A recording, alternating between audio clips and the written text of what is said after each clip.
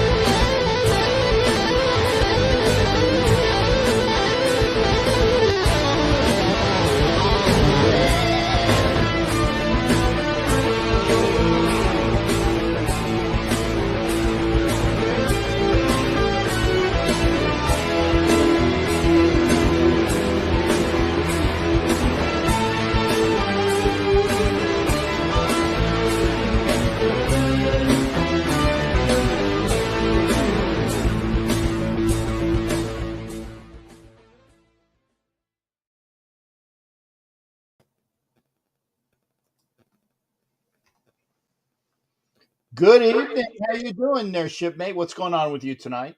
Doing great, man. Getting ready to hang out with you and Raider Nation and talk about my favorite Raider of all time. Oh, okay. Well, I know that Phil is definitely in my top three, so I was glad that we actually had a chance to have him on. Oh man, that was so awesome, bro. That Yeah. was absolutely awesome. I downloaded that just in case anything ever happened. Like I want that video. But yeah, we're talking about. Oh, we got to watch our language about Lyle F. and Alzado. Oh my, that's going to be a tough one. Only because I got the 2-hour slot for Roku on Friday. Okay. And it's because we got to play to the audience. Yes. No, you know what? I could probably do it. Please tell me you found that 7-second delay button. No. This is going to be tough. All right. Well, you know what? Let's try not to curse Lyle Alzado, man. This man was anger. This is going to be a rough one. Yeah. Well, again, I want to say thanks to all the people that are out here. We got my favorite dog, Bishop. Other than you, the Bishop. We got Sebastian Gonzalez. Robert Pena is in the house as well. And all eyes on G. All eyes on G. All eyes on G. So again, we are doing Lyle Alzado tonight, and that is the man of the hour, and we're going to start it off with again. Let's see, got to put it up. If you're watching on Roku TV, please watch your language. Oh, I didn't even turn on my Instagram yet. Let me do that. And if you do end up jumping in on this, watch your language. Yep. Only because it's a little bit harder. It's a little bit harder order for me to do the things I'm supposed to do. Yeah, I'm doing live on Instagram, so hopefully we'll get some out as well. So yeah, we're on there live. So again, once we get Instagram up, we'll let other folks know that we are over here on Roku TV. Yeah, you even wore your 77. I got my Alzado on, bro. Yeah. Well, I mean, I'm as you know, OG, I roll right in from work. So at least I try to make sure on days that we're doing Raider things, I have at least an appropriately colored polo. But are you wearing pants? I am wearing pants. Okay, good. All right, so, ooh, a lot to talk about here. Okay. Again, being my favorite Raider. I can go over the stats and stuff and talk about that, but I learned something new about Lyle Alzado today. Sure. Okay. Now, I'm going to tell you right now, his home life growing up was rough. He had a father who was an alcoholic and abuser. Matter of fact, when he got older, he was trying to protect his family and pretty much got kicked out of the house because him and his father went at it. His father was a street fighter. I mean, tough guys. But here's what blew me away. He played high school football and was a Varden Trophy candidate in high school for 3 years. Never got it, right? After he failed to receive a scholarship offer, this is the new stuff I learned. Alzado played for Kilgore College, a community college in Kilgore, Texas. Mm-hmm. After 2 years, they asked him to leave. And he told everybody later on, I was asked to leave. Now understand, this is the 1960s in Texas for befriending a black teammate. Things were what they were from then. What he did is he left and went to Yankton College in South Dakota. These are small schools. Nobody's seeing you. Okay. And after playing there, he gained notice by the NFL when a scout from the Denver Broncos had car troubles, and the car had to go to a shop in Montana. And while he was there, he went to and asked the Montana school, Montana Tech, which was one of the opponents that Yankton, where Lyle played, asked if they could just watch the film just to kill some time while he was getting his car fixed. And he noticed this guy from Yankton that they just recently played beating up their offensive line pretty much. And so in 1971, the Donkeys signed him. And they didn't tell anybody about this guy. And this is what I learned today that was new. He came out of nowhere. Yeah, he was drafted in the 4th round based solely on the scout who had the car trouble and was just wasting time before. And again, I read that today too, and that was the first that I read of it too. So I was the first time I'm like, so Lyle Alzado owed his career to a dude that had car trouble. Mm-hmm. Who was watching an opposing team's film. Right. And they saw him and they were impressed. So they drafted him, and they didn't tell nobody about this guy. You find something like that, you don't tell nobody about it. You know what I mean? And they brought him in. And what happened is he got drafted in 71, and the Broncos defensive end, Tombstone, what was his name? Rich Jackson, thank you. He got injured, and Alzado took over the guy's job and pretty much got all the various all-rookie team contributions. He got 60 tackles and 8 sacks, okay? The next year, he racked up like 10.5 sacks and 91 tackles. So the guy was posting numbers that were incredible, okay? The year after that, he got named All-AFC, 13 sacks and 80 tackles. Okay, this guy was a beast. He wasn't playing around. He was named in there with guys like Jack Youngblood and Carl Eller, But anyway, 1975, he moved to defensive tackle and got 91 tackles and 7 sacks. And then in 76, he injured his knee, and missed pretty much most of the season. 77, he went out there and helped the Donkeys, get to 12-2. And they got to, I think they got to the Super Bowl, and they got smoked by the Cowboys. Yeah, he was part of that wonderful orange crust defense that Denver had in the 70s. And, him and Bernie, Bernie Chavis, both had 2 sacks in the AFC Championship game. So it's the first time that they had 2 Broncos with 2 sacks in a was it a postseason game? Right, and, but he also got in the playoffs, and he also got AFC Defensive Player of the Year that year, I think. Mm-hmm. He was. Okay.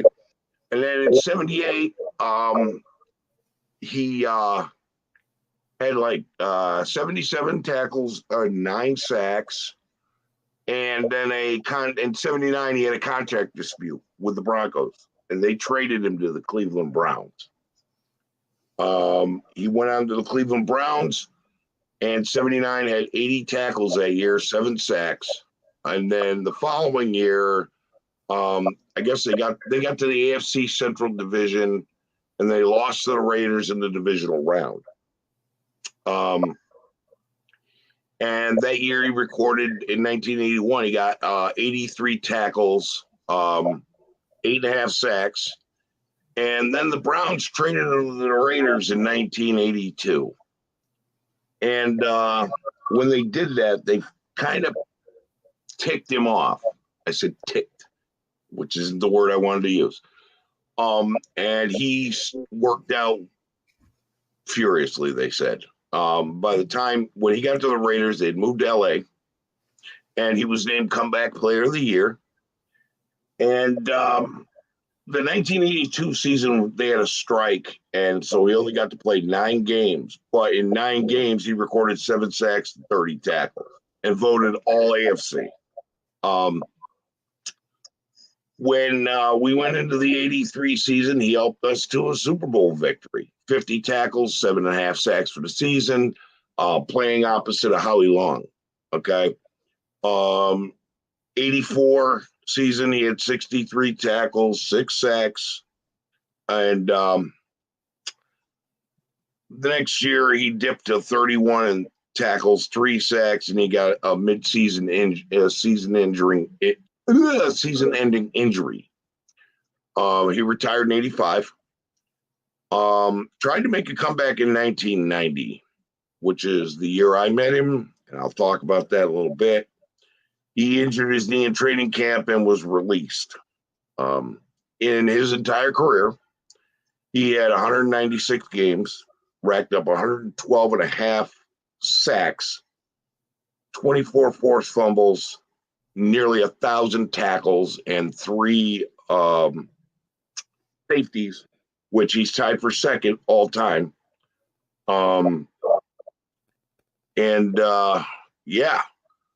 The ESPN called him a violent, combative player known to have a short temper. And the league created a rule against throwing a helmet after he did it to an opponent. I believe was it the Jets? Yeah, it was the Jets. It was their tackle. His last name was Ward, and it was right.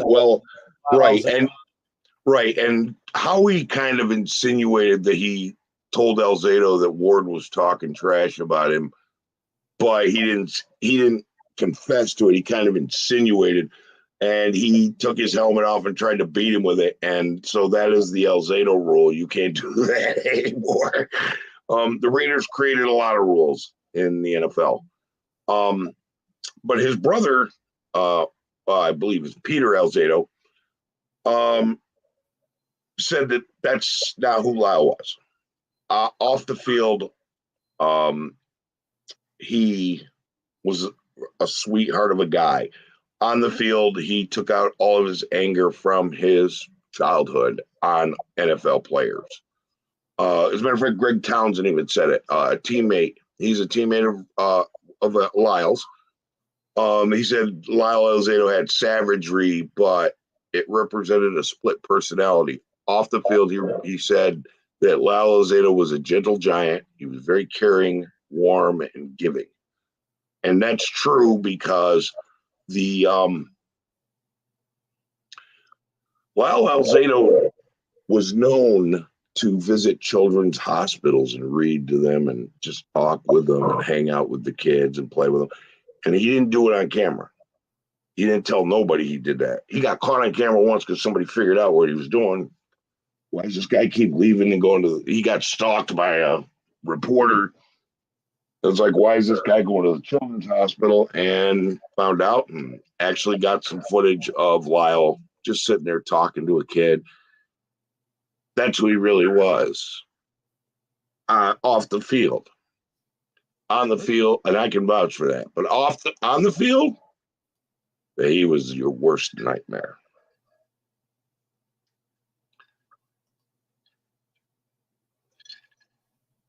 For sure. And the thing is that I caught from it is that when he was at that first college in Texas, and he wasn't anything. Granted, when he was playing high school, he wasn't anything to speak of as far as he didn't get any scholarship offers and whatnot. So when he went away to that other school is when he first had because again, he was from the North. So that's when he had the friendship with the African-American player, which cost him basically his spot on the team.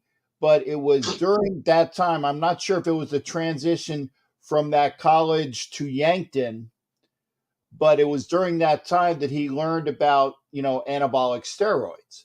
Right. He started taking them in 69. Right. That's when he became just a humongous beast because he was undersized, but obviously the way roids hit him, he just really just blew up. And again, some of the offshoots for steroid use is, the rage, and the psychoses that you get from the steroids. Right. So it was one of those things where it built him. But ultimately, and they don't have and I'm getting a little ahead of the story, but they don't have anything that stated his demise was caused by that. But we'll get to that at a later time. Right, because realistically, that was debunked. When Lyle Alzado came out in Sports Illustrated and said, after he was retired, that he had diagnosed with brain cancer, he did a story and the cover, and it said, "I lied." And yes, I have the same. I'm wearing the same bandana. And I read it, broke my heart. This guy was my hero.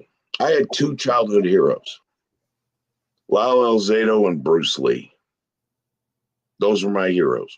Well, by the time, Lyle got drafted to the NFL, Bruce Lee was dead. And I didn't start watching Bruce Lee movies till a few years after he died.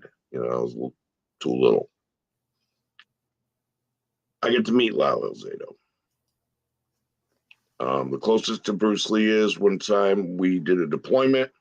I went up to Seattle and I took a tour where I got to go up to see his grave. Lyle Alzado died when he was 43 years old. He had brain cancer. They said that steroids doesn't cause that. Steroid use doesn't cause it. So he believed it did. And he came out and confessed. And the sacrifice he made was he got himself banned from the Hall of Fame. The problem is all the players in the 70s, 90% of them were using. They just didn't have the balls to say so. No, balls is okay. They didn't have the guts to admit it. Lyle Alzado came out and showed intestinal fortitude that a lot of these other players didn't have. Yeah, and again, by the way, Daniel, turn your volume down on your end. It's unfortunate because again, when you look at his numbers and knowing as well that the numbers that he had, and again, they didn't have stats as an official statistic for quite a while. So I saw something where it said that according to, and again, it's conjecture, but I had him at from what I was reading, he had 123 sacks.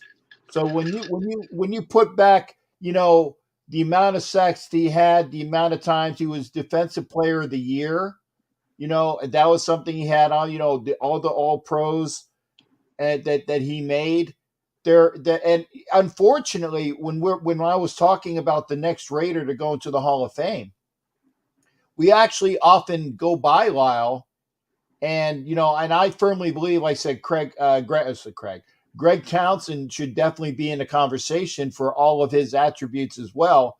But Lyle Alzado should definitely be in the conversation as well. Once you put his entire career, and yeah, he admitted to steroid use, but again, that's the way the 70s were, that most of the players that were playing were on roids, and it's just It the way it wasn't was. just the 70s, it was into the 80s and early 90s. Right. Okay. And I played semi-pro ball with a guy who played at a certain school, which is one of the prestigious schools for football in California, and told me, he goes, you know what? Todd Marinovich is not the mess up. His dad messed him up. And he would shoot him up with steroids before games. And that's just hearsay, secondhand news. But this was a big problem during those times. And what Lyle Alzado did was bring it to light, bring it to reality, and put the NFL's face in it like, hey, you need to do something about this. I don't want anybody else to go out like this, even though that was the case. But there's other players who had used and lost limbs because of it. And I think the only guy unaffected by that is John Helway, but look at his face. He's half horse. And that's where anabolic steroids come from, as horses. Mm-hmm. But he admitted it, and they pretty much banned him from the Hall of Fame. But like I said, he said 90% of the people he knew were using them in several sports. Right. Let's get into something a little more up. Well, Alzado decided he was going to go 12 rounds with Muhammad Ali. Yeah, I was wondering when he picked that up in 1979. And he went into the ring with Ali and told Ali, I'm not here to play. I'm here doing an exhibition. I'm here to fight you. And Ali's like, careful, careful. Well, Lyle went in there and he went after Ali, and Ali got furious and went right back after him. And Lyle stood there, and they went the full 12 rounds. He never knocked him out. Was there a knockdown? Didn't somebody get knocked down? I'm not sure. I just know that because it was an exhibition, that nobody officially scored the fight. But the point is that Lyle was in there for 12 rounds with the heavyweight champ. And he wasn't pulling punches and doing exhibition. He went after him. Right. Yeah. And Ali got mad and went after him. Like, oh, okay, you want to do this? Let me show you. Nobody showed nobody nothing.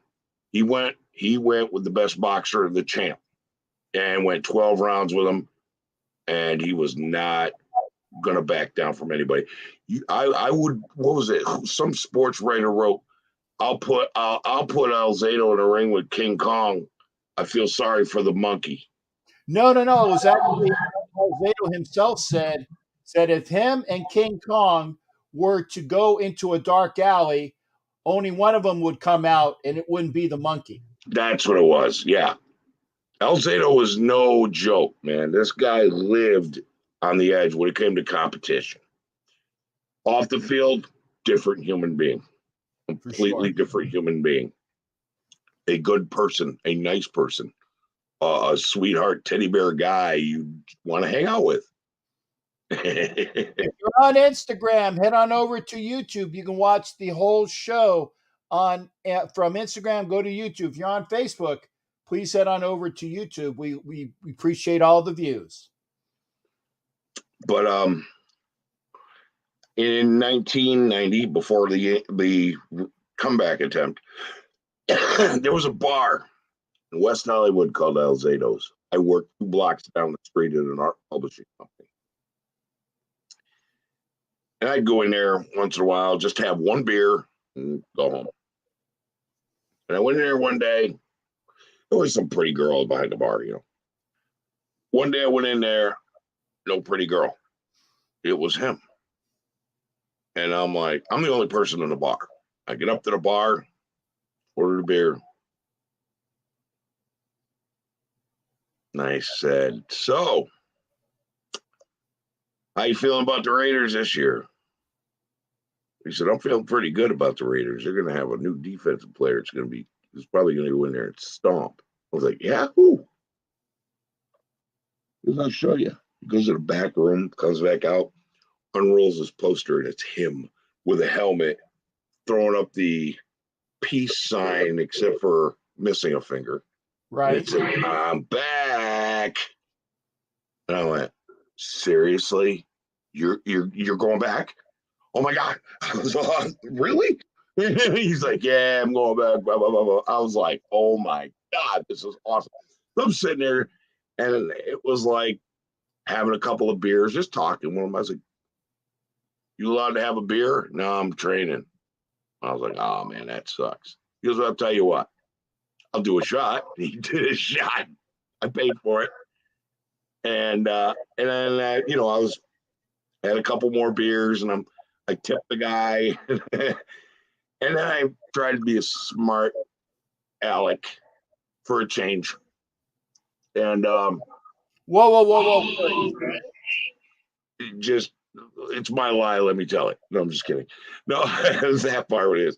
So I said to him, I said, let me ask you a question. I had a couple of beers in me. I'm feeling a little bold. I said, I see this place gets hopping on weekends. I don't stop in here on Friday afternoon because the place is already packed, but shouldn't you get some good bouncers in here? And he looked at me and he went, poof, and this thing was huge. And I was like, it went from me smiling and like, okay. And then he started smiling like,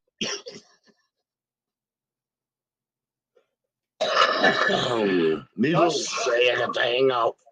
Don't kill yourself. For an hour with my childhood hero. And it was awesome. And he was the nicest guy.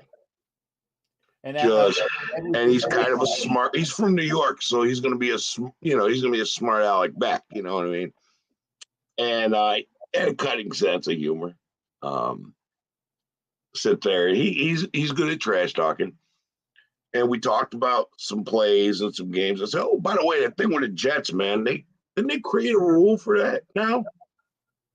He goes, that MF, I wanted to decapitate him and take his head home as a trophy.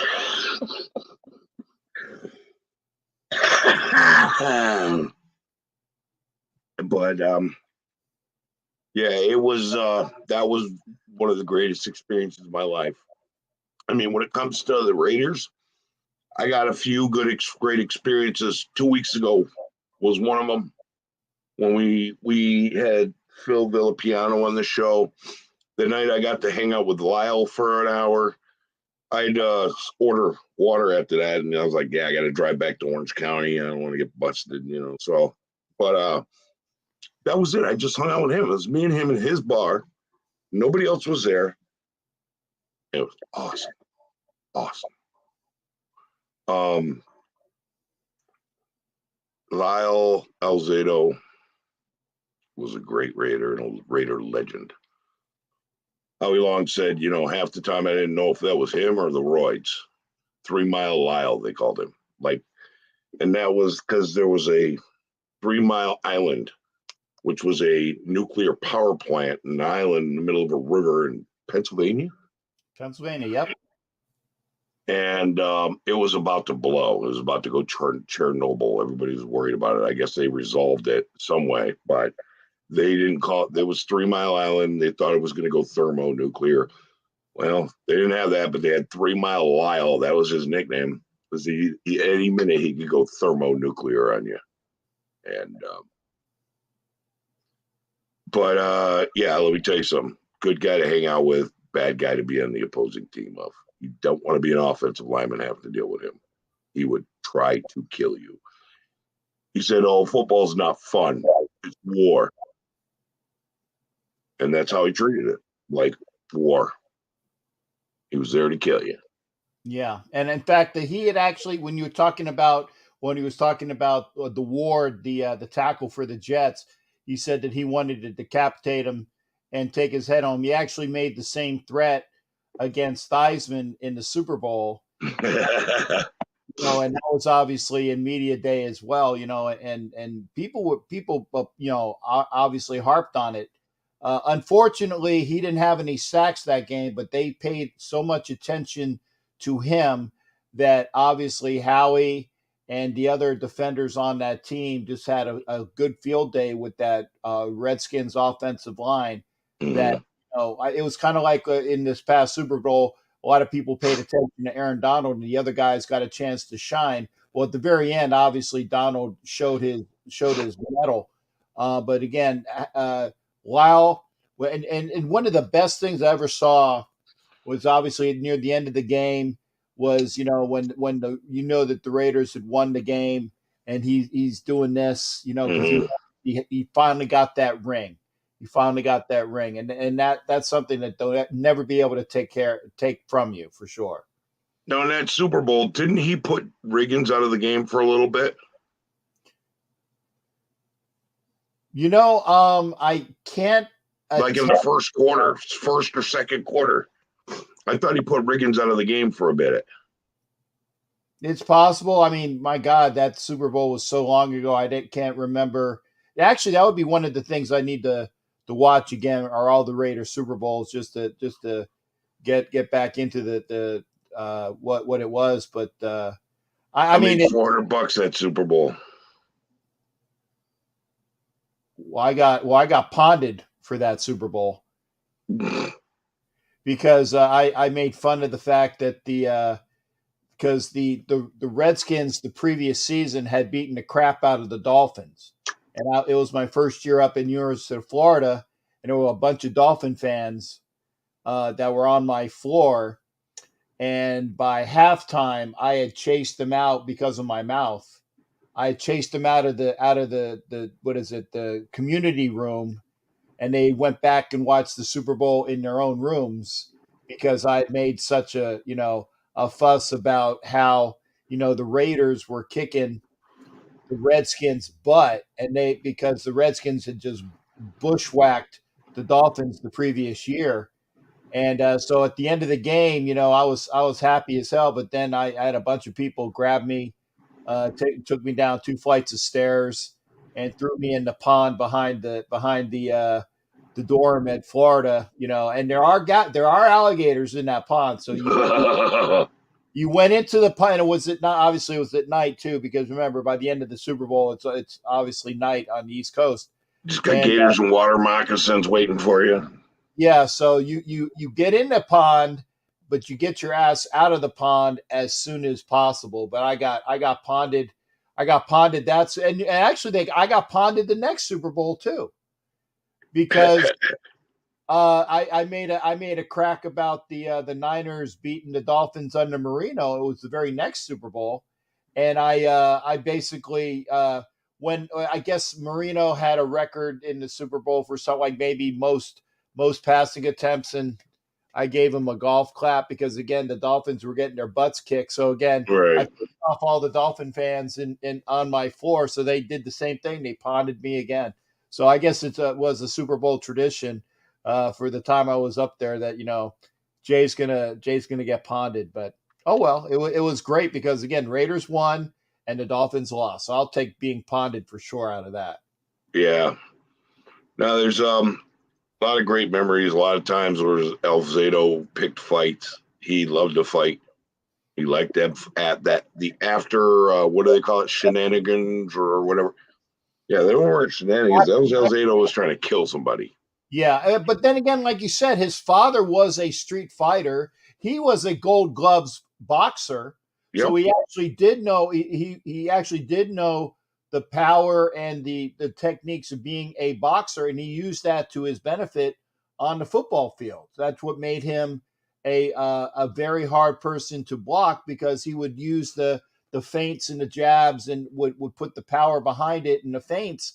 So that's why he was an incredible defensive lineman. They called him one of the most savage players in the NFL. The people feared him. Okay. La Cienega, he opened his bar in 1990. Okay. Ed Winchell. Yeah, nice. Okay. No, people feared him. People didn't want to deal with him. People they knew this is not a football game anymore. You're gonna face Lyle Alzado. This is a fist fight. And that man's gonna beat you. And they knew it. He wasn't the dirtiest player, but he was the most ferocious.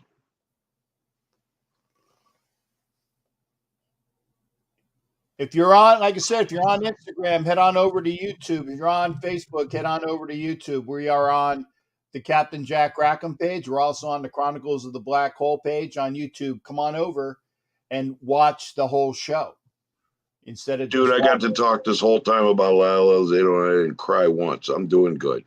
Yeah, well, you're doing well, and it's only because Egalitarian. Thank you for being here, and I will say this as well.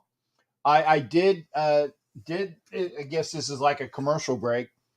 I did go through all of the people that had been giving me donations on my channel, and I said every time you gave a $5 donation via Super Chat or Super Sticker, or if you were doing it via PayPal or what is it, the other one, Cash App. I haven't Cash App's a good one. Cash App, they don't charge as much as PayPal. Yeah, well, Cash App is basically, but nobody's giving me any. In fact, I need to do this as well. If you, I don't have either one of them going on. I got nothing, but yeah, if you give me a donation, okay, and I'll put this up via Super Chat or Super Sticker, or the $5 via Cash App, or the $5 Friends and Family on PayPal, okay, via Friends and Family. There are 6 spots left for a third prize wheel. I already have 2 prize wheels full so somebody's going to win a prize from that prize wheel, okay? I got 2 prize wheels already full, and I'm going to do that drawing Thursday. But I'd like to finish out that third prize wheel so we can have 3 winners for that prize wheel. So if you give me a donation, I got 6 spots left, basically. And if you can do it, like if one person gives $20, that's 4 spots.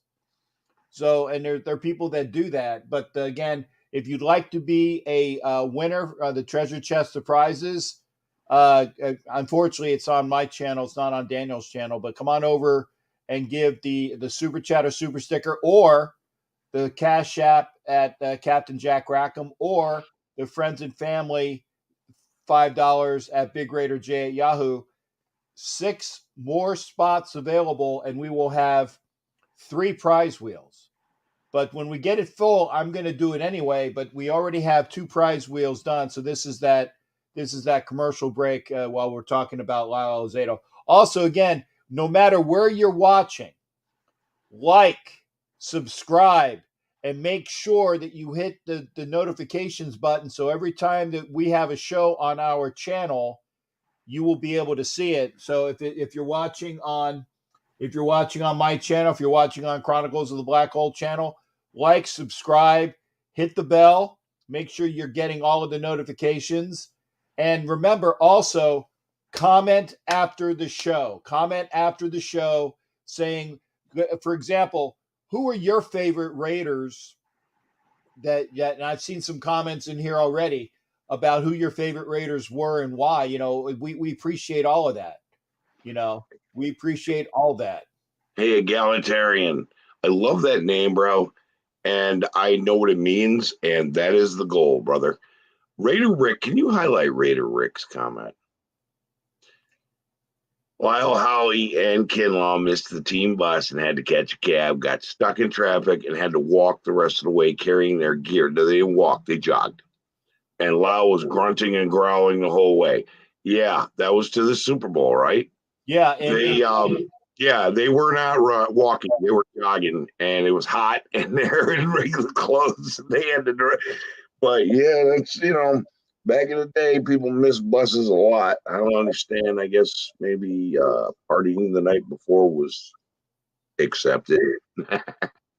well, even in the actually that happened in Super Bowl 11 as well. Is that Matusak and a couple other people missed the bus, and they had Raider fans take them to the game. So Yeah, well, and it's funny is when Matusak got busted for staying out partying the night before, he's like, "Oh, just making sure the other guys weren't out." I was checking on everybody else, make sure nobody busted curfew. Right. Yeah, we were underdogs in that Super Bowl. Yeah. Oh, they were going to kill us. Oh yeah. Oh, they're going to destroy the Raiders. Oh, the Raiders are bam, busted. Actually, all the Super Bowls that we won, we were the underdogs. Uh-huh. And the Super Bowl that we lost, we were favorites. Okay, we're not going to go there on the ones we lost, but the ones we won. No. I'm talking about because the first one we were also an underdog, and the Packers summarily missed us. I'm talking about the last one we were. Yeah, I'm going to get into that one, but no, yeah, that's true. Like every time we went up, oh, they're going to kill you because you're. When we played Philly, weren't we the first wild card team to make it to the Super Bowl? Yeah. Oh, the Philadelphia Eagles are going to kill them. And who was their quarterback? Jaworski? Yep, Jaworski, which is had why nightmares about us for years to come. Yeah. He, as a broadcaster, said, "You got to be afraid of the Raiders. The Raiders don't play." Like we traumatized that man. For sure. Hey, Bishop, are you does that mean that you're sending money that I need to look for it via Cash App? Okay, I'll look for it. Cash App's the best because PayPal takes a percentage. Cash App doesn't. Well, PayPal, if you do friends and family, you get it all. Oh, okay. Yeah, if you do friends and family, like I'll show it here. If you use friends and family on PayPal, and it's at bigraiderj@yahoo.com, I get the full $5. If you do Cash App, I get the full $5. If you do via Super Chat or Super Sticker, I appreciate it, but obviously, YouTube gets their mitts on 30% of your donation. But hey, I appreciate it. I count it as a full donation. Hey, SC Experience, how's it going, brother? Good to see him as well in here. Let's see. So, we want to bring on anyone to talk with us or ask questions, but we got to make sure they got to watch their language. Post up the watch your language thing. Yeah, no, I will. Let me put that up. Okay. You are watching on Roku, so I will say that if you want to come in and watch your language, and I'll put that in here as well. That the link is up, so if you want to come in and join us, hit the link, or you can call. So I have the phone up as well. I tell you what, though, it's better for you to come in via the link. You don't have to come on camera, but the sound is a lot better, right? Via the link, and you don't have to be on screen. You can disable the camera. Right, you can disable the camera. I know I see Hollywood's in the house. Good to see Hollywood as well, and Dirty Low. Thank you there for being Dirty Low. We got quite a few people that are watching the show. Actually, most of them are watching over on Chronicles of the Black Hole channel, which is awesome. Good. Yeah, so good to see that as well. Thank you for hanging out with us on our channels. We definitely appreciate it. Yeah, and we love talking to you guys. So you want to come in? Captain just posted it in the chat, the StreamYard link. Come hang out with us, bro. You got questions? We got either answers or really good lies. Yeah. Bro. And Raider. Oh yeah, by the way, I have the black spot. Yeah. So there you go. You watch Tom Grossi at all? Who? Tom Grossi. He's a Packer fan, but he did a series which will kill you. It's like 5 hours long, but he did it. He also has segments where the AFC West fans and NFC West fans are living in these houses and fighting amongst themselves, and then they all end up moving together in one house. And there's one extra Raiders fan, Captain something Oakley, Captain Finn Oakley, who's a pirate.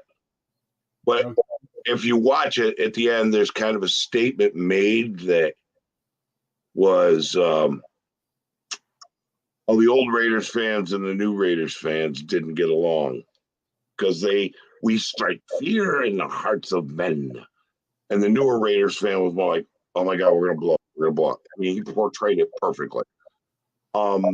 Because there's two different kinds of fans. The old school guys like us who expect to win, and the young school guys who expect to lose.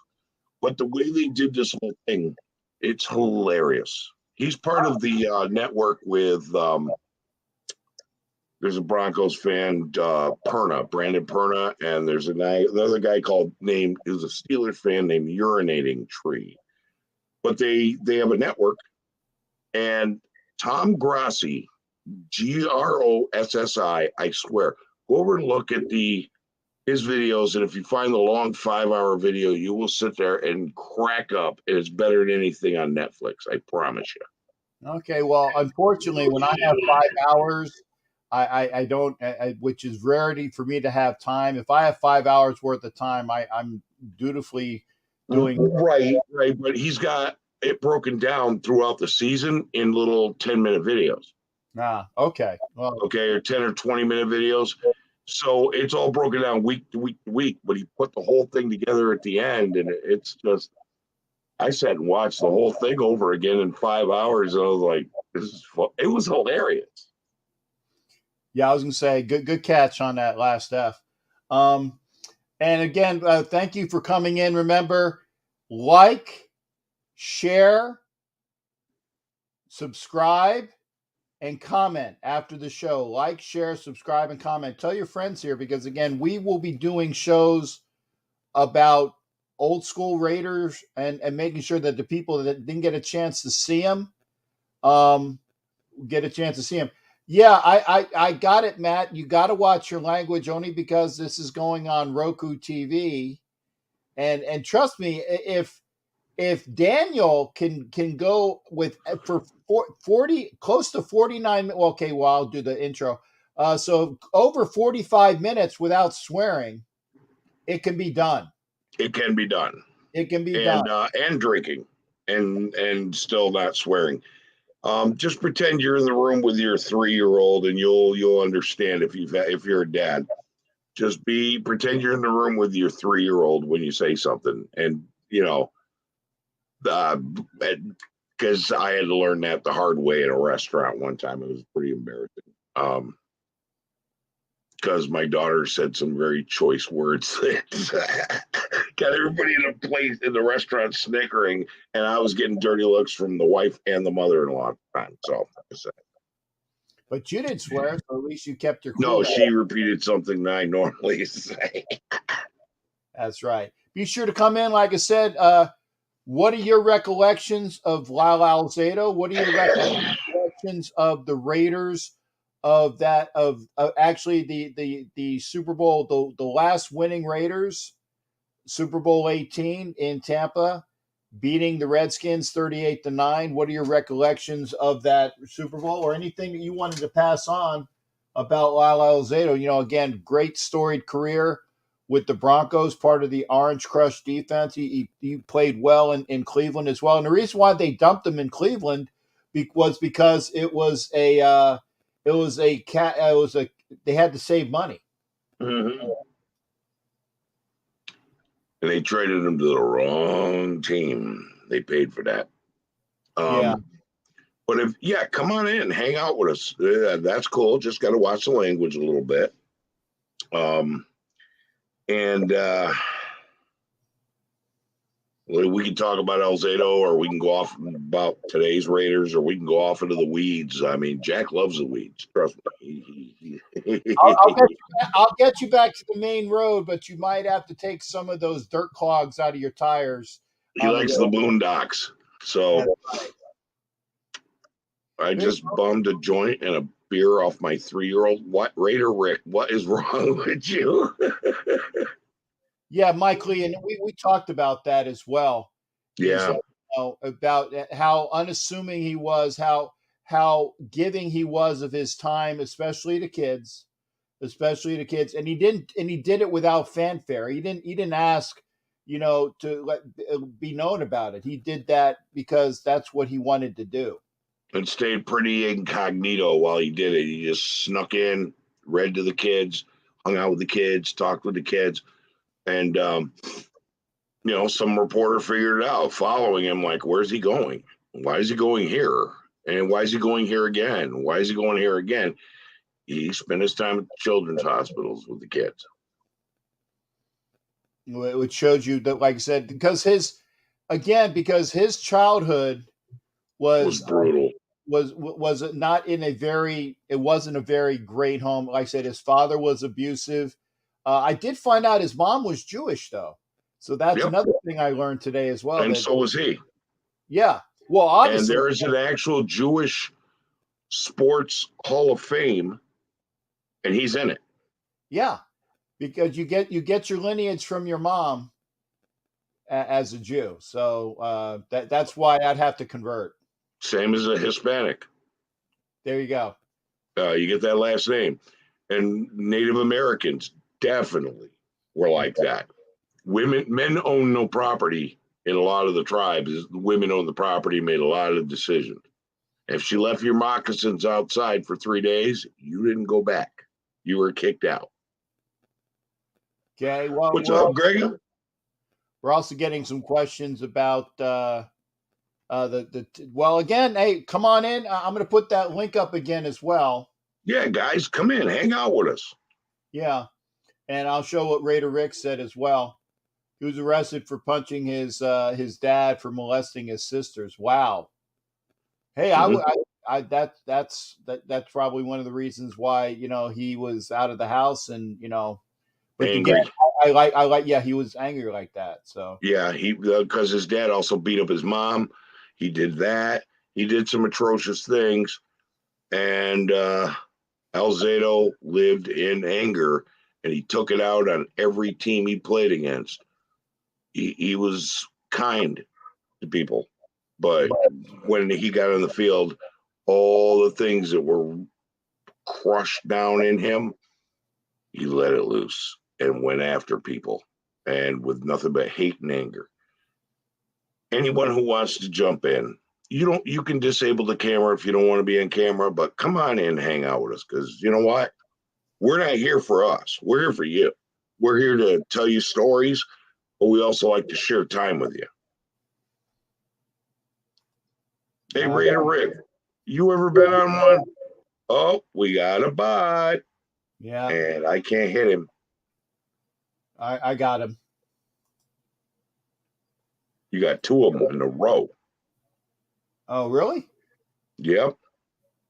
Go down underneath Raider Rick's Without a Doubt OG, and you got 2 bots in a row. Yeah, I got the one that showed up on my channel. Oh. So one on mine too? Yeah, there's one on there's got to be one on yours, because I killed the one on mine. Oh, I'm gonna snipe this bad boy. Let me see. Yeah, that one's on yours. Okay, well, I'm gonna kill a bot. I like killing. We're in the business of killing bots, and business is good. We're in the business of killing bots, and business is good. Mm-hmm. Yeah, I'll let you get that. I'll let you get that one. Mm-hmm. Again, come on in, and I will show this one again. Edgar Benio asked Got us him. about him. Okay, good. Now I'm gonna bring on Raider Bob real quick once he gets his camera squared away. And again, if you are on Instagram, oh, I got Kendra on here. Kendra, good to see you. Kendra is Kenny Stabler's daughter. Really? Yeah, good to see Kendra. Hopefully she's still here. Kendra, come on in if you want to pop in at any time. Good to see Kendra. She was there. I'm not sure if she's still there, but yeah, she was here watching the show for a little while. And again, thank you for being here. We got the tribal chief. What good? Good. Hey, we're good. Hey, if you're on Instagram, head on over to YouTube. Good to see you as You well. got another bot that's not on my channel. Got another bot? Okay, let me see that. Underneath Raider Rick, without a doubt, OG. Yeah, well, I already got rid of mine. All right, it killed mine on my channel, so it's just showing that one on yours. Okay, I'm going to block him at least. Yep. Yeah. Okay. I reported it, but it's not there anymore. So yeah, a bot. Dead bot. Yeah, a bot is one of those. It's like it's a malicious malware that goes after things. It's usually spreading malware. It also spreads porn channels. You go to it. It's malware. And you can tell by the names on the bot they're Russian. Yeah, and a lot of them are Russian. So most of them are Russian. Yeah. Vicky Orr's in here again. And if you see Vicky's also a member of the channel. Vicky, you weren't in here earlier for the thing. I got 6 spots. I got 6 spots available for the third wheel. I got 2 wheels that are done. I got 6 spots. Oh, we lost Raider Bob. Raider Bob, come back. Hey, Ed Winchell, why aren't you jumping on, man? Okay, Raider jumping Bob. on with us. I like talking with you. Hopefully, Raider Bob, I know you're here, but I can't see you. You got a problem with your camera, Raider Bob. I would love it if All Eyes, Raider Rick, or Ed Winchell jumped on with us. You know, that would be fun. Okay, we'll get hopefully we got Raider Bob will pop in. Oh, Mr. Wombat. All right. Well, now I got 4 spots because Mr. Wombat came in with another donation. Can't call it, would always appreciate stories. Thanks there, Mr. Wombat. And Mr. Wombat, like I said, and Mr. Wombat I know is on my first wheel from way long ago. So I got 4 spots remaining with Mr. Wombat's 2 entries. So I will put him on that. Raider Bob, for some reason, it's not coming in, brother.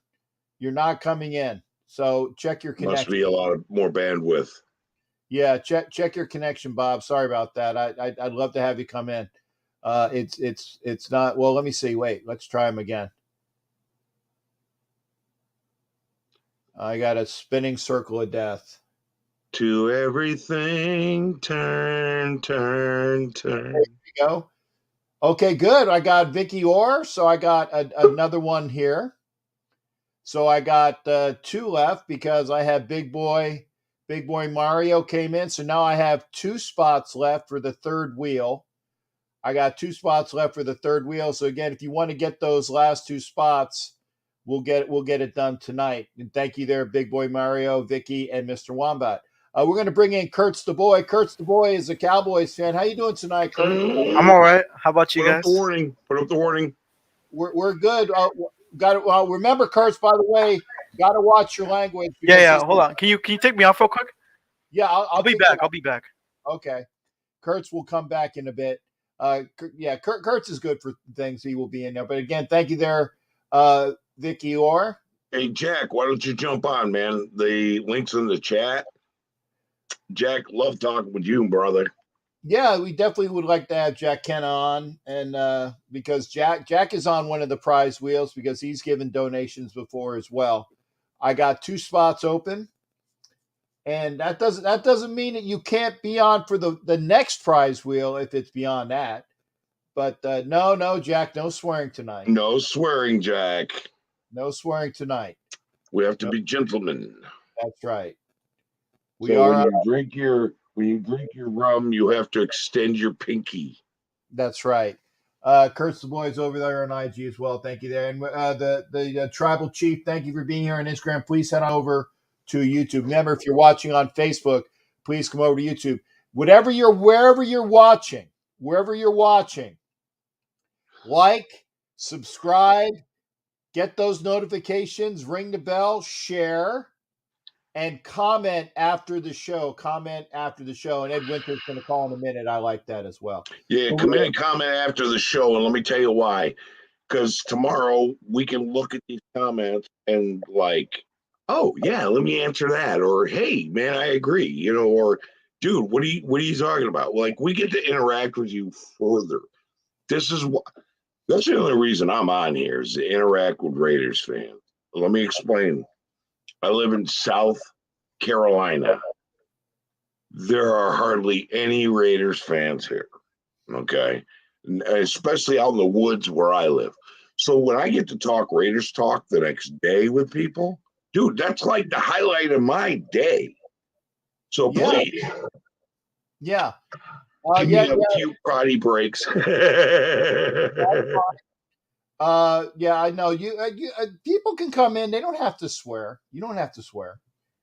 Raider Bob and she her dad's last. Oh, okay, there you go. As well, we were talking about picking up the last name thing. Kurt, are you still there? But the Iroquois and the Cherokee are different. They have the mother's name. The woman owns all properties. Women have the possessions. It's a queen of the hive mentality, and it works. One spot left there, Crypt, and then I will have a wheel. I will have a wheel that will be finished, for as far as I know. $5 via the Super Chat or Super Sticker, and you will have the last spot. No, Jack Kenna, I do not. I am a Syracuse basketball fan. Yeah. I'm from upstate New York. That's how we roll. Okay. Go Orange.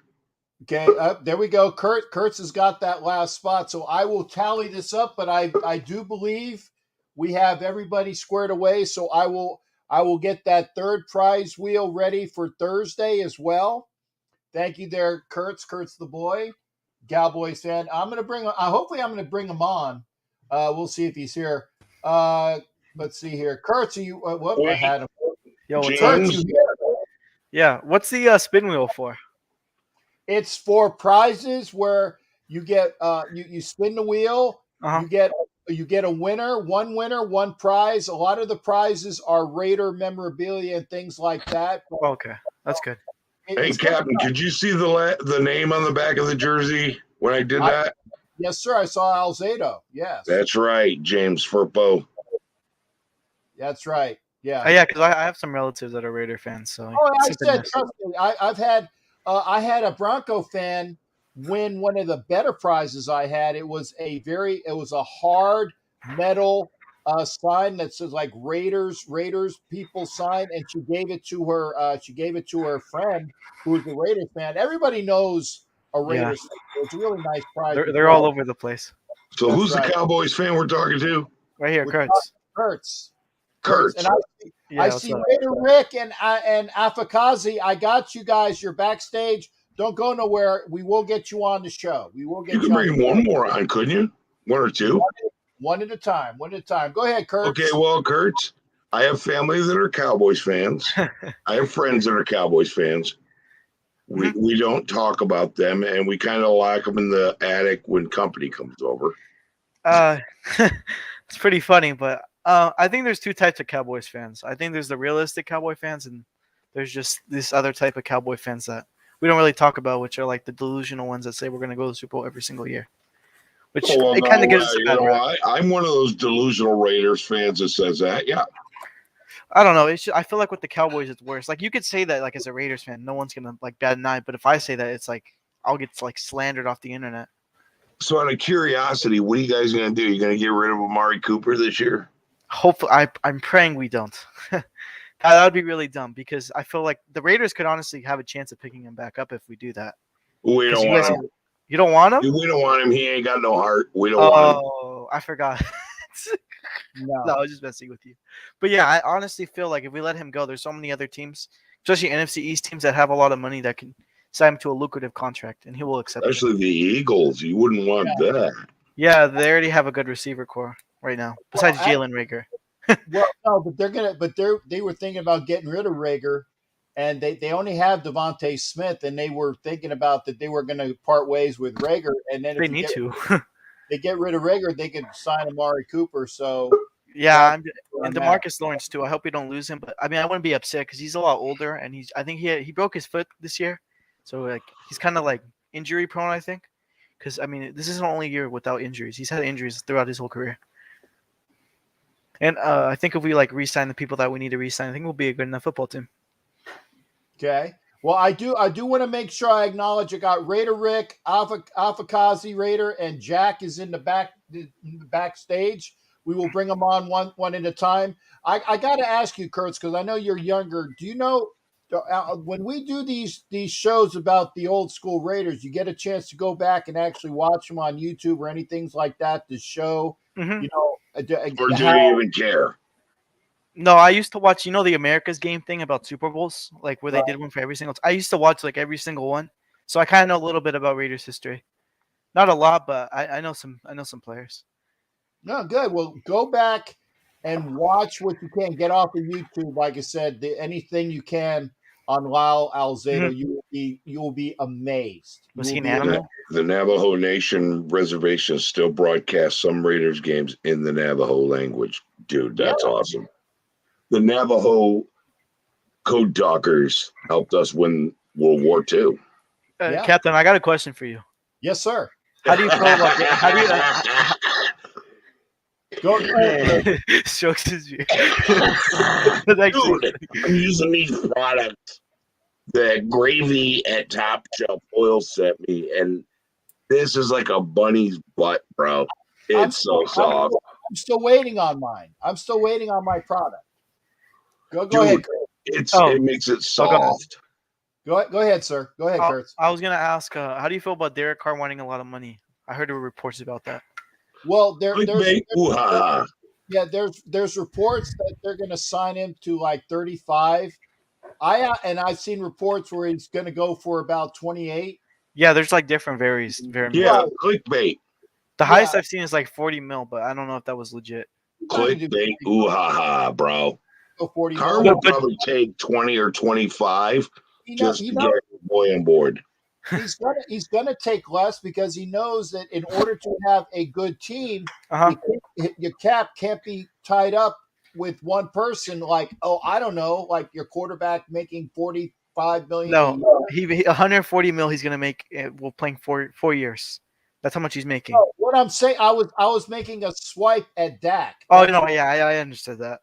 He's overpaid. I really hope. Like I don't know. I give him another year before we restructure his contract. If he cannot provide us at least a conference championship game, I think we should honestly like reconsider Dak and his contract. Because that's what the Cowboys do. They have one good year and then they resign him for a lucrative contract. I gotcha. Carr will take 20 or 25 if he can get Devontae Adams in. Oh yeah, I heard about that. And realistically, Carr ain't concerned about money. He's rich. Do you think that you guys will get Devontae Adams? He's got that Tom Brady attitude of, let me just have a good team. Okay. Hey, well, hey, Kurtz, I got a couple. Boy, I just picked up another guy in the back room, so I got to get folks on. All right, can I just ask you this one last question? One last one. You got it. How do you feel? Like, do you think Devontae Adams is going to Raider next year or no? No. You don't think so? Maybe not. All right, that's my last question. No, I think he's either gonna stay with the Packers if the Packers give a good contract to Rodgers, or he's gonna go to where Rodgers goes if he goes to the Broncos. All right. You can't pay Rodgers being given the highest paid quarterback in the NFL and pay Devontae his bag too. I don't care who you are. And the Packers can't afford to tag him even. They also have like Jair Alexander and stuff like that who's about to get re-signed or needs to get re-signed. Yeah, I don't think he's going to the Raiders though. All right, that was it, Captain. You never know. Never say never. I didn't say never. I said I don't think he will. But hey, Kurtz, thanks for coming in, partner. Yeah, no Appreciate problem, it. guys. Peace out. All right, peace. That was Kurtz the boy. Good to see him. I'm going to bring in Raider Rick. I got Raider Rick here next in. I got Avakazi after him, and I got Joe. Got Raphael. Raider Rick, you're on, brother. Raider Rick. Turn off your YouTube. Yes, you're turning your YouTube What's going down. on? We're good. Turn your YouTube down, Rick. Raider Rick, turn off your YouTube volume. Turn your YouTube down. Turn off your YouTube. What's going on?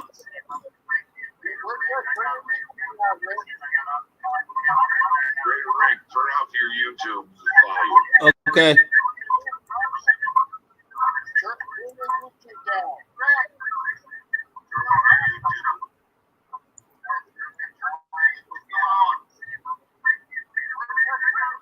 Rick, I'm going to remove you. Turn your YouTube down and bring you back in a little bit. Okay, I got. Kazi. Yep, I'm bringing in Avakazi to make sure he's here for a bit. How you doing there, shipmate? Avakazi, you're on mute. You're on mute. Great. We got one guy with echo and one guy with mute. Sorry, guys. Hello. How you doing, brother? I'm doing good. I just wanted to show one thing before I say anything. Yes, sir. He's got it on. He's got it on. You guys are sporting him. Yep, I see it as well. Yeah, I saw the heading for your YouTube show, so I thought, I got to pull up on this if I got the jersey. So. Yeah, I got mine on too, brother. And yeah. That was my favorite Raider of all time. That one of mine. That would be a good drinking game, though. Every time that Daniel strokes his beard, you got to take it. Well, people would be drunk within about. They'd be hammered. Yeah. Dude, I got this stuff from Gravy at Top Shelf Oils, and I'm serious. This is like a bunny's butt. It's that soft. Yeah, I'll take your word for it. During the day, I'll be sitting there. My wife will be playing with it. It's like, dude. So Avakazi, now you got your Alzado shirt on, and Rick, we're gonna have you come back on after Avakazi. Just make sure your YouTube is turned off by then as well. Avakazi, I got to ask you because you're a young man. What are your recollections of the old school Raiders that we talk about all the time? Okay, so my fandom started in 2009. So I know a lot about the Raiders since then. I watched every game. Before then, I've had to go back and watch the tape when I get a chance. Right. And one of the guys I've been able to watch, I gravitate to, and one of my favorite Raiders of all time, Lyle Alzado. I've watched a little bit of tape on him and the way he played and his intensity and just that look. I mean, he looks like a Raider. He plays like a Raider. He has the attitude of a Raider. You know what I mean? And I really appreciated that about him. It was sad to see the way he had to pay the ultimate price in the end for the things he did to his body. But yeah, I mean, he, to me, is a perfect embodiment of what it means to be a Raider. Right, but his brain cancer lymphoma has nothing to do with steroids. They debunked that in 2008. Steroids had nothing to do with it. He believed it, but it wasn't medically true. Hey, you went back and watched old Raiders footage. Did you lose all your fingernails? Because I went back and watched games I know we won and still chewed my fingernails to the nub. I got to be honest. I haven't watched too many full games, and the full games that I did watch, it's like I already knew the results. So I'm not going to be chewing any nails. But it's good to see, especially when times are tough, which they have been. Up until this season, even this season was tough. But when times are tough, like in those lean years of my time as a fan, I'm talking about 2014 where we won 2 or 3 games. I'm talking about that period where Dennis Allen was the coach and when we were struggling, even when John Gruden took over, and those times. And I go back to the day. I go on YouTube and I trawl around. I just want to see the glory days and just it gives me a little bit of hope. You know what I'm saying? Like that we were once such a successful franchise. It would just be nice to see that again in my life. We were brutal killers. We were Yeah. brutal killers back then. Yeah. You came up against us, you paid a price. Yeah. That's you who paid a we price. used to be. Now the rules don't allow that anymore. So now we have to modernize. And I think with the coaching hires that we've done, might bring us up to the 21st century. I hope so. I hope like this new But it's fun to go era. back and watch our barbarian ways. Yeah. But with that said, OG, like the game has kind of changed since then. So a lot of the stuff that they did wouldn't necessarily be legal now. But like, you were just talking about the coaching stuff. I just hope that this new era of coaching stuff isn't just a new era, but a successful and a stable one. I've said it time and time again, and hopefully we can go back to the glory days and bring that back in a new fashion, in a new way, and start us heading in that right direction for many years to come. Well, I think we've rebuilt most, not all, but most of the bottom half of the engine. And now with this coaching hires, I think we're rebuilding the top half of the engine very well. There's a couple guys I question, but I don't know, man. All I know is this: 5 to 10 years from now, I'm going to be en route to Australia, and I'm going to come visit you, and we're going to have a barbecue on the boat. I'll be waiting for you on the jetty, my friend. Hey, I got a question. Are you on the Perth side or the Sydney side? Your cities, compliments. I'm on the Perth side, the West Coast. Yeah, the best coast. I've been to Perth a couple times. I've been to Bunbury. Had a really nice time, and Cottesloe. So I've been on the western portion of Australia a couple different times. So I know. What about Scarborough? I've been to Perth, Newcastle, and Sydney. And what about I gotta Scarborough? tell you, man. Huh? Sorry, guys. Did either of you, when you were in Perth, did you ever go to Scarborough? No, I went in and out of Perth, and then Cottesloe. We had an outing there, and also in Bunbury, we were the only ship in town in Bunbury, and I caught a girlfriend, an Aussie Thai girl, which was the weirdest thing. A Thai girl that spoke like an Aussie gal, with the accent. It just totally freaked me out, So that's why there's plenty of those. I don't remember the name of the bar, but it was in Perth. I get involved with Aussies drinking, and people told me don't drink with the Aussies. And back then, it was Foster's. This was back in the 80s. And the Foster's there is a lot stronger than the Foster's in the U.S. You're like a lot higher content in alcohol. And I was the ship's drunk. Okay, I was the guy. Yeah.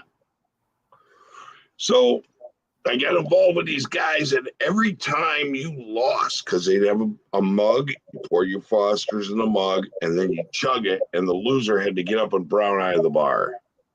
Brown eye means you had to pull your pants down and show everybody your butt. Gotcha. Pull your pants down, show your butt. Yeah. All right. So I got up there and I did not brown eye, But after about 8 or 9 Fosters, I was feeling kind of like I gotta break the seal. I went to the bathroom and it's like, okay, from here on out, it's drink once, pee twice. Fair enough. And I ended up throwing up. Came out to the bar and went to the bartender. I said, "Do you have Bacardi?" He goes, "Yeah." I said, "Do you have Bacardi 151? And we have Bacardi now. I need 8 shots of Bacardi 151. Hey, Daniel, this is only a 2-hour show, and I got 3 other people to bring on. I'm just saying. Okay. I'll make a move soon. I'll be done soon if you. Hello to you guys.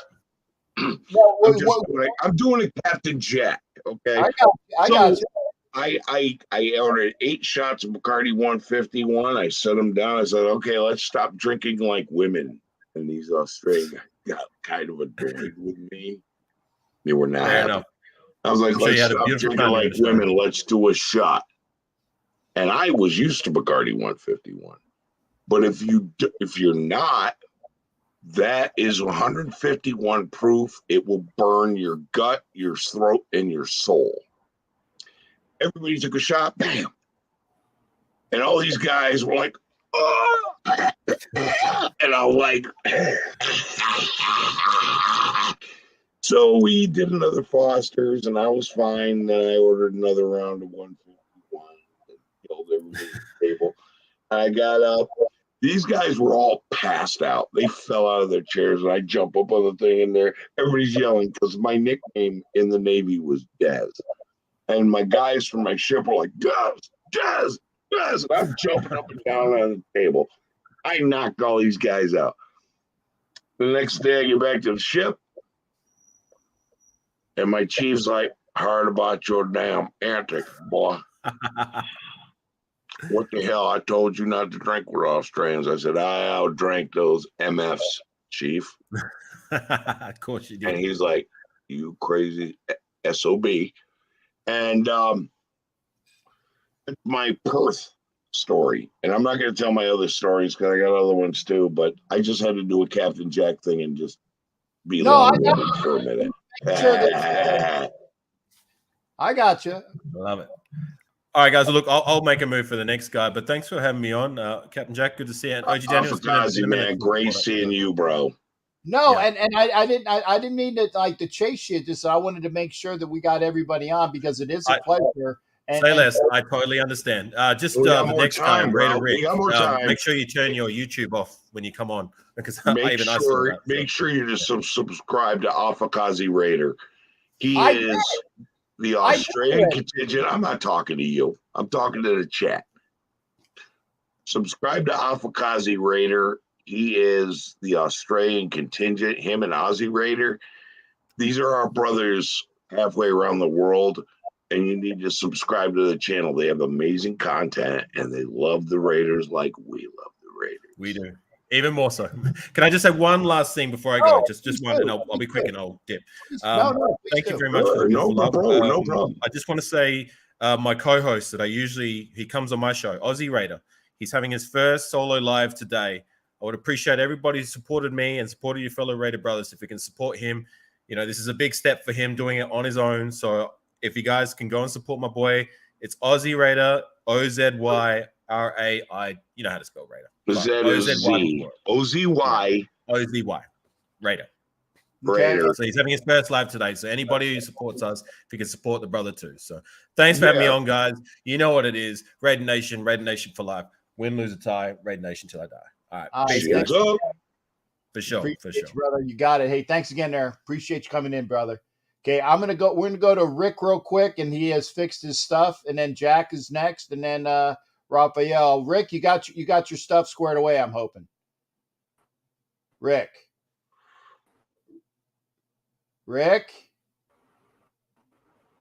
The autumn wind is a Raider. There you go. Rick, are you there, brother? Frozen in the sea. Got some serious lag, Rick. He's frozen in carbonite. We're gonna have to ship him off to Jabba the Hutt. Yeah, Rick, I'm sorry, man. Check your settings. I brought you back on. I apologize, man, but we'll get you out on another one. Sorry. Get you square. You're next. You're freezing up. We got Jack coming in. Obviously, Jack knows a bit about Jack Kenna, my boy, my man, my brother. And by the way, it's Aussie Raider. I will put it here in the OZY Raider on the make sure you check it out on YouTube. And then also Afakazi, which is AFAKAZI Raider on YouTube. No, Rick, we couldn't hear you, and you were frozen, Rick. We couldn't hear you, and you were frozen, shipmate. So that's what the issue was. I apologize. Okay, Jack, how you doing, bro? Hey, bro, I'm doing good. How you old boys doing? I'm good. Oh, I'm amazing. Amazing. Had a wonderful week. I had an amazing week. My wife has a daughter who's almost 40 years old. Got in with the wrong people at the wrong time, and when she was 18, drugs and crime and all this stuff. she had a child early who was an infant when my wife first saw her. This child remained out of contact for 9.5 years. The oldest one is now 10, but there's 2 more. My wife got to meet her grandchildren this week for the first time. And she got to spend time with them and hang out with them. They're trying to rebuild their relationship, the mother and daughter, my wife and her daughter. But the grandchildren were 3 total personalities. And I've never seen my wife so alive in her heart and alive in her eyes. I could see it. And we had a wonderful visit with her grandchildren, although I'm Grandpa Pirate.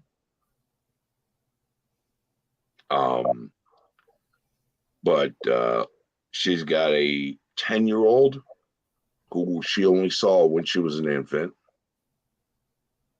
who's real honest, real serious. And then she's got another one who's 9 years old, who is so intrigued and has a million questions about everything. And then a 4-year-old who is a little fucking firecracker. I love that one. She's like this little badass, full of energy. Get her nails painted and drying them like this. I said, "Why don't you blow on them?" She goes, "No, you got to do this, flappy." And it was the coolest thing ever we did yesterday. Otherwise, we're talking about Alzado, we're talking about Raiders, we're talking about everything and anything in the universe, brother. So for all you fellas, you don't understand. OG and I, we always chat. So it's like, we can get personal like that and like be like that. And I'm wearing the hat, OG, the hat that you're jealous of right here. I can't you can't really see it. So Hall of Famer this year, if you could read that, if you could see it, Cliff Branch. Nice. So it's like the Alzado bandana. Well, I love Alzado too. I mean, he was our OG defensive end. I mean, but I'm wearing the bandana that the same bandana style that he wore. Yeah, when he thought he had the Sports Illustrated interview. I love it. Look at you, boy, dude. Absolutely.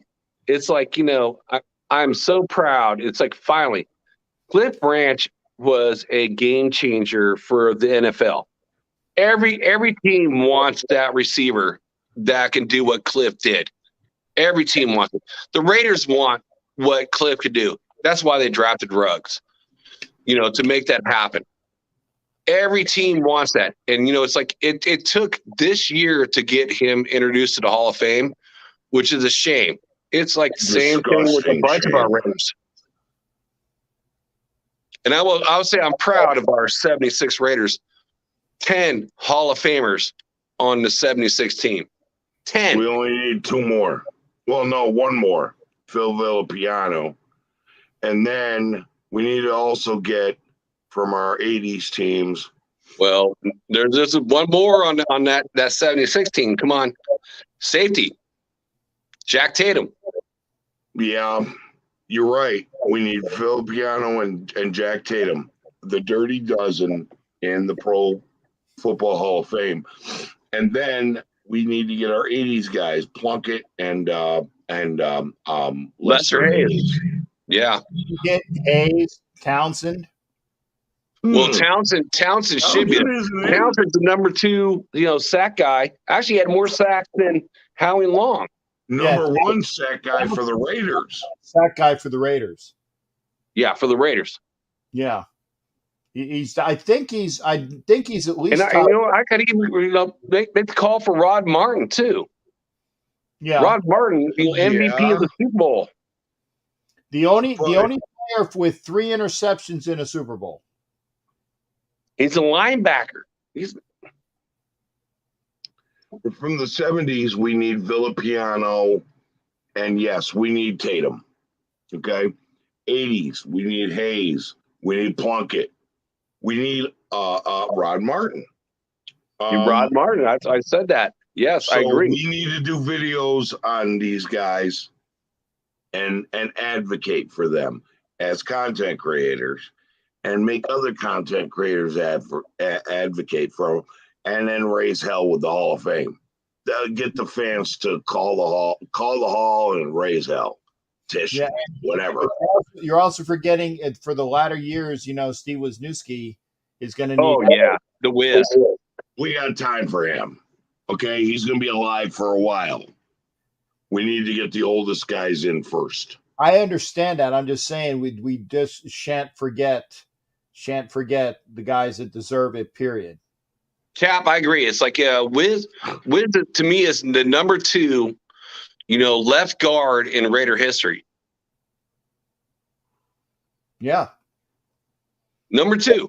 I mean, it's like we got Gene Upshaw, number 1, and Wiz, number 2. And then I'd probably say number 3 is like, a lot of people probably forget is Gogan. Yeah, Kevin Gogan. Gogan was a beast. Yeah, Kevin Gogan with his career with the Cowboys. I say we go by age and get the oldest guys in first before they die. I get you. OG. I'm just saying that we need to. There's a lot of people that should be in, and it's unfortunate that Paul Zimmerman kept a lot of these guys out for so many years, especially Stabler, because of the issues that Zimmerman had with Stabler in particular and the Raiders overall. Didn't Stabler bang his wife or something? Yes. I'm sure Kenny's cool with it. but there's guys that need to be in the oldest guys. Let's go after the oldest guys first. Like we went after Branch. You and I did a video on him. Okay. We need to go after Villapiano. We need to go after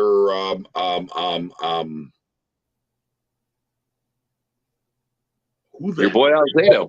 Alzado.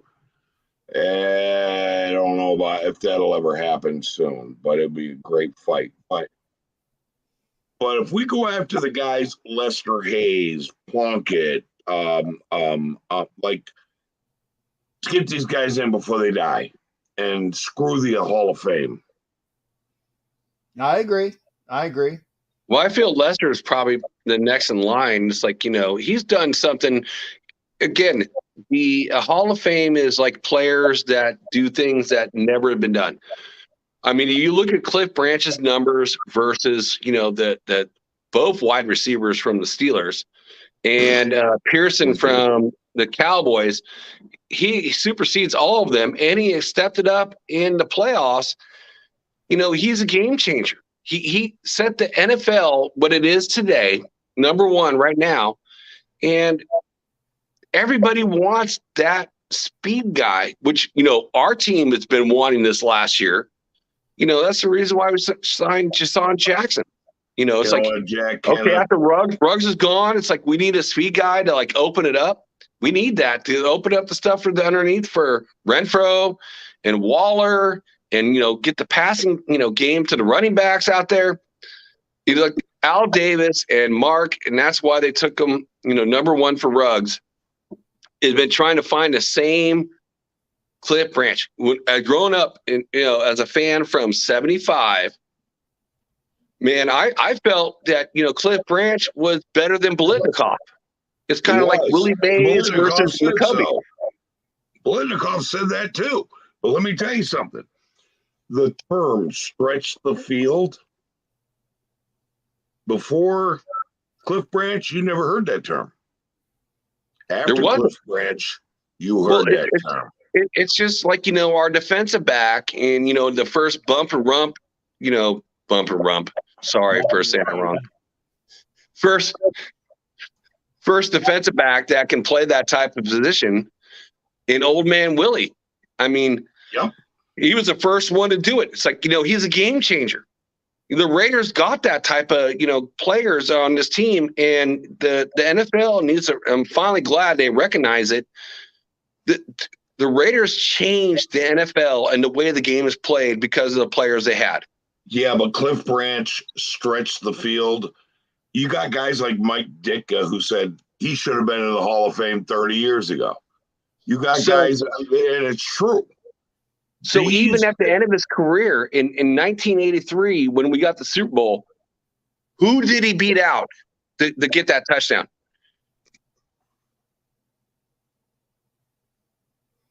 Fastest man in the NFL, and he beat him out. He beat Green. Green. Thank you, Cap. He beat Green, the fastest man in the NFL when they used to do those type of runs. Green was the fastest man in the NFL, and he beat him out. No, he wasn't. He was the second fastest man in the NFL. No, well, maybe he was, but he beat him out on that play, and he got a touchdown out of it. So Green was the fastest man in the NFL, but Branch beat him on that play. I agree. Yep, absolutely, 100%. It's like he stepped up in the biggest games, on the Raiders, Super Bowl runs, the playoffs, and everything else. That guy needed to be there like 25 years ago, just like Stabler. Enough of the NFL, putting our players after they pass away, and then we give them the honors, give them their roses. They need to get their roses now. It's like they need to be recognized. I mean, if you look at the time, it's like that was a running league. I hate to say it, the worst position on the Raiders team in the 70s was the running back. And it was a running league. And we beat it by the pass. This team, that team then is set the parameters for every team that's been there since, and it's all been a passing league since. And think about, except for the sea of hands, Marvin Hubbard, I mean, until who was the guy that was number 30? Hewitt Dixon? No. Clem Daniels? Well, Clem Daniels was the 70s. What position? Running back. It's like the 70s. That was our worst position. Mark Van Egan, Marv Hubbard. Mark Van Egan. Yeah, thank you. There you go, Cap. Thank you. Yeah, Clarence Davis, Mark Van Egan, Marv Hubbard. Those were the running backs back then. Yep. And Garrett was the special teamer that played running back as well. Mike Garrett, who is now who was the athletic director at USC. So I know I talked a lot about Cliff Branch. So I know this is OG's night for his boy that he's been wanting to talk about in Lyle Alzado. Lyle Alzado was the guy you can play inside, you can play outside, you can play him anywhere. And you know what? His videos of watching him, even afterwards, seeing him on the field, and I watched him live, is like, man, that guy's kind of cray-cray. And, I wouldn't want to play against a guy like that because he will whoop your flipping.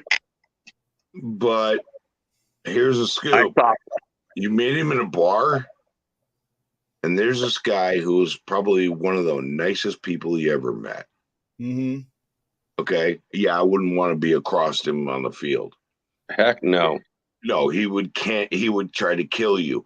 But you meet him in his bar, and he was a nicest person. He was just like this big teddy bear. That's who he was.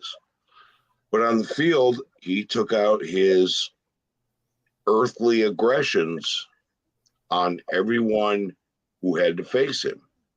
And yeah, do I want to meet him in a bar? Yeah. Do I want to meet him in a dark alley? Yeah. Do I want to meet him on the gridiron? I wouldn't want to meet him in a dark alley. I'll tell you that.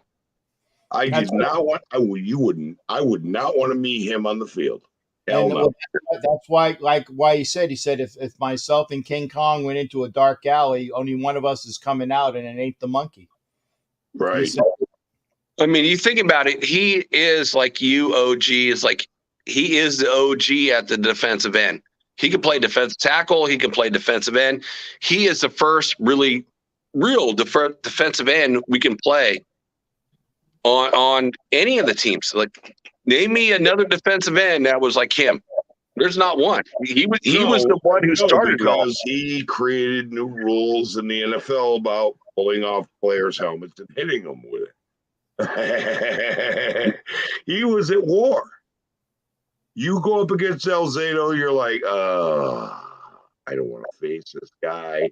A lot of players were afraid of him, but he was going to war, and he's coming with cannons. Don't show up with a freaking chopsticks or a pellet gun. He's coming with a cannon, and if you can't handle that, and most couldn't, most backed cornerback offensive tackles couldn't handle him. They were afraid of him. There was a reason. He was going to war. You weren't prepared for war. You weren't prepared for Alzado. No, you weren't. It's like, you think about it having 10 Hall of Famers on the Raiders in the 70s. You don't think of that defensive line. Not at all, except for Alzado. Alzado is like one of the guys that you think about. It's like, but there's really not a lot, there. It's like, they just put the pressure on and keep it close. And everyone else was so good, you didn't have to. It's kind of like I said, the running back position. Our running back was not that good. In an era where the running back was the main position, it wasn't the running back. It was the wide receivers. You look at it. We got a Hall of Fame tight end, Casper. We got 2 Hall of Fame wide receivers now, Branch and Blitnikoff. We got a Hall of Fame quarterback. That is something that was not even there. This team is a trendsetter for the entire flipping league, and that's what the model is. And you know what? They don't get any respect for that as a whole. It's like, but this is what the league is basing it all on, from a team in 1970, started in 74, 75, and then did it in 76. And this is what the league is gone to. That is Imagine this. Imagine respect this. that. Imagine this, Jack Kenna. You're a wide receiver in the Super Bowl for the Washington Redskins, right? You got to get outside. Alzado's coming for your quarterback. Howie Long is coming for your quarterback, right? You got to get out there and catch a pass. There's Lester Hayes, Mike Haynes. Okay. You got to go out there and catch a pass on that. Well, we also got another defensive end that's out there. It's got the number 2 Raiders record in like sacks on the outside, and Alzado's moved into the middle. Yeah. And then you got Greg Townsend in there. Mm-hmm. Okay. You got to go out and catch a pass. Now there's Lester Hayes. Bill Pickell as well. Bill Pickell was out there too. Bill Pickell, Mike Haynes, right? Van You got to go catch a pass in that crap. Oh, right? Van McElroy and Sean. Don't forget Sean Jones too. Yeah, Sean Jones is rotating in there. Here's my point. Best defense ever. I actually think you got a shot at winning. Well, we were completely underdogs, because, we were like, the first team to go from like just making the wild card and winning the Super Bowl and beating them 38-9. Right. Let's say you're a receiver for the Washington Redskins. You're going to go out there and these guys are out there waiting for you. Are you rethinking your life at that juncture? Oh, yeah. Yeah, I mean, I'm about to get smoked. My whole team's about to get smoked. These are some evil men doing horrible deeds, and they're going to punish you if you accomplish your job. So right now, I don't even care about the chat. I just want to ask you guys this, because you guys have been there like with me. I think the 83 team had the best defense in the Raiders history. I think the 76 team was the best team. I think it was the best team. I agree. I agree. I think it's the best team with 10 Hall of Famers. But I'm thinking the 83 defense, just saying defense. Because, most of the Hall of Famers on the 76 team are all offense. So let's start off. Art Shell, left tackle. Gene Upshaw. Jim Otto. And actually, the 75 team had 5 Hall of Famers on that team. We got Casper. We got the 76 team had Dave Dalby at center. That's what I'm saying.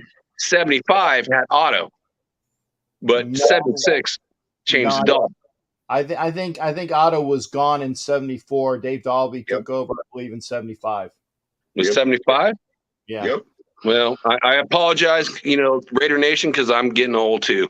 No, there was that transition. There was that because it was also a transition from John Vella at right tackle to Henry Lawrence, and Henry Lawrence was starting that year in the Super Bowl year because Henry Lawrence has 3 rings as well. Vella was the right tackle, but that was when Henry, like the very next year when Henry started to come on.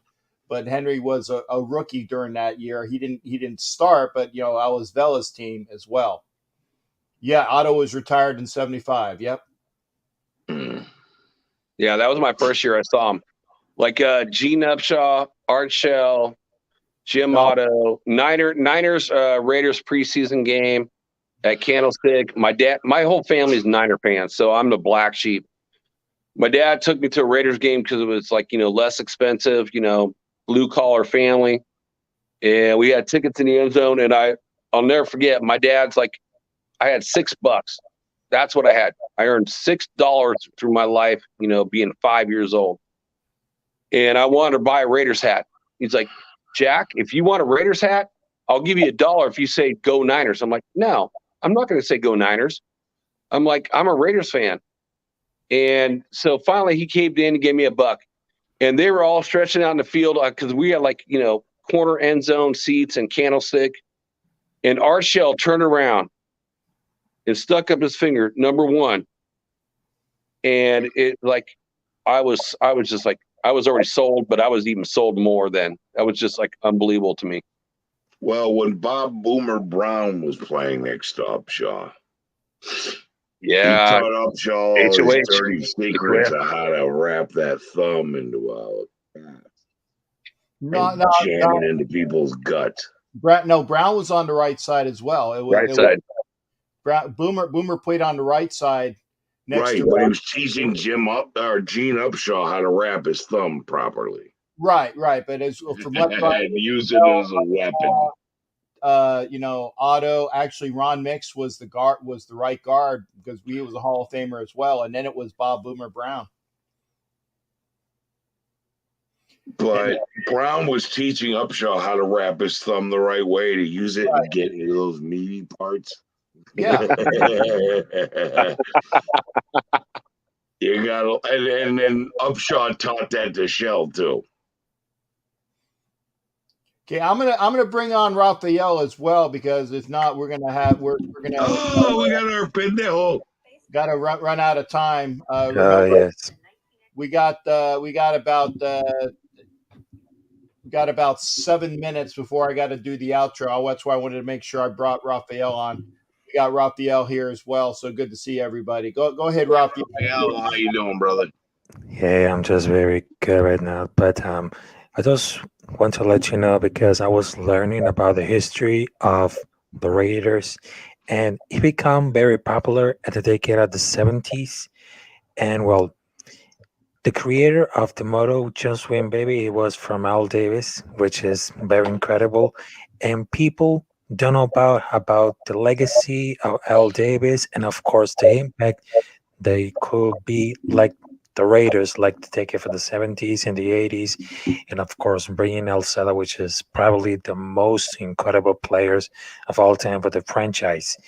And the 70s was the perfect decade to see the Raiders winning, and of course they had a great season. And of course the last season, which is the 1980, which is they had a great record. And I just figured it out that learning about the history of the Las Vegas Raiders, Oakland Raiders, the Black Hole, it just make interesting. And right now, it is very good to to see all these good players for the past, also the greatest history. But let's never forget about the incredible games that made a huge impact on the decade of the 70s, the 80s. So that was like the good appointment. And the roster that became about it of the season of the 80s was Dan Pastorini, Jim Plunkett, and Mark Wilson. Also, there's good players like Morris Bradshaw, Cliff Branch, Bob Chandler, Rich Martini, which is makes feel good about winning the Super Bowl of the 80. And for me, learning about the history of the Raiders, it makes me feel comfortable because, I'm a sports journalist and I know about the knowledge and all these stuff like that. But I gotta say it, Raiders never lose any season because they never lose their faith. And that's our DNA.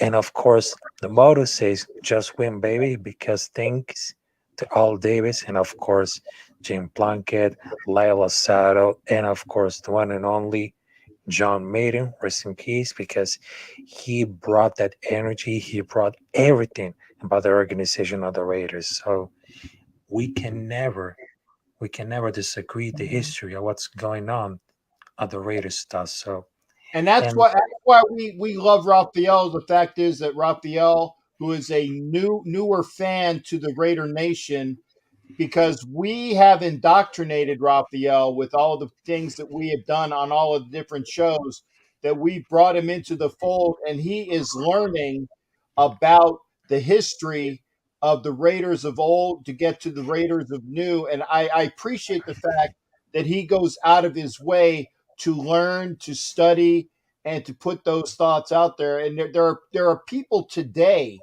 that need to do the same thing. They need to learn about the great history of the Raiders. And Raphael, that's why I respect Raphael, is that mhm. he's learning about it and he's putting his thoughts out there for all of us to hear as well. And that means a lot to all of us. So Raphael, a question for you. Tell Good to me, meet Jack. you finally, brother. I've seen you on the show Welcome before. to the dark side, So what brought you Raphael. on? Thank you. What brought you on to the dark side and became a Raiders fan? Yes. All of us. Welcome to the dark side, Raphael. Thank you. Thank you. Thanks. But I just wanted Hey, to say you know it. why? Hmm. John Madden and Al Davis built that shield. No coach, no player is greater than that shield. And realistically, I would love to talk to our new head coach and tell him, I'd love 2 minutes and say, see that shield? Come out to the 50-yard line. When you see that shield, no one is greater than that shield. The expectations are high. These were built by John Madden, the winningest coach in NFL history, and Al Davis. Live up to it. I would love to tell him that. Live up to it. We will try to end up doing that as well. Folks, unfortunately, we are about at the end of our show because we got to do our outros. And I say thank you for all that came in here. Raphael, thank you for coming in. The new blood of Raider Nation coming in. Jack, the old gnarly Thank teeth you, guys. we are. Thank you for coming in as well. Remember, if you like what you see, share, follow, comment after the show. We appreciate it. We got a lot of good content on both my channel as well as Chronicles of the Black Hole. Make sure you subscribe and share it out to all of the people there. So we'll do this in a bit. I'm gonna say, Raphael, thanks for coming in. Appreciate you, brother. We'll get you out Yes, there. sir. And then We love Jack, you guys. always a We pleasure. love this chat. Everyone in the chat, thank you. You have contributed so much. And please comment after the show so we can answer questions or talk with you because we like to interact with you. So That's who's the next player? Who are we talking about next?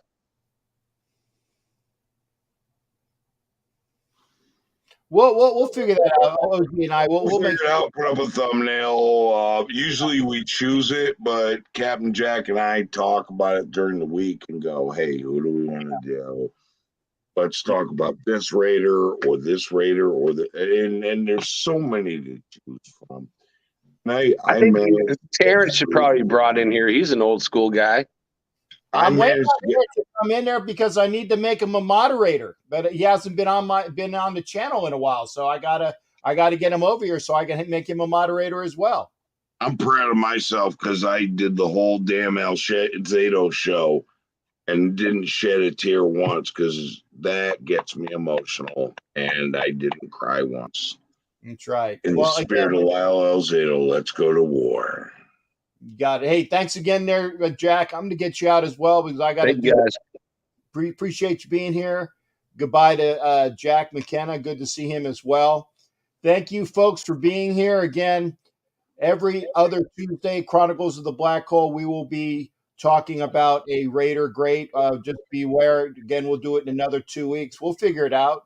But make sure that you pop in, subscribe, share, comment after the show, and enjoy this with us. Let us interact with you after the show because we love talking to you. Yeah, we've already done Jim Otto there, Tito. You got to go back and watch. Yeah, we did one Jim Otto before. Yeah. Go back and look at our channels and go back to the older videos. We did Jim Otto. We've done a lot of great Raider legends. Yeah. Yeah, go back and watch, Tito. We got it. We got to do the outro. So again, take care, folks. Thanks again for being here. Always a pleasure, OG. You be well as well, partner. Remember, you too, brother. We'll see you for the next one as well. You guys take care now. Absolutely.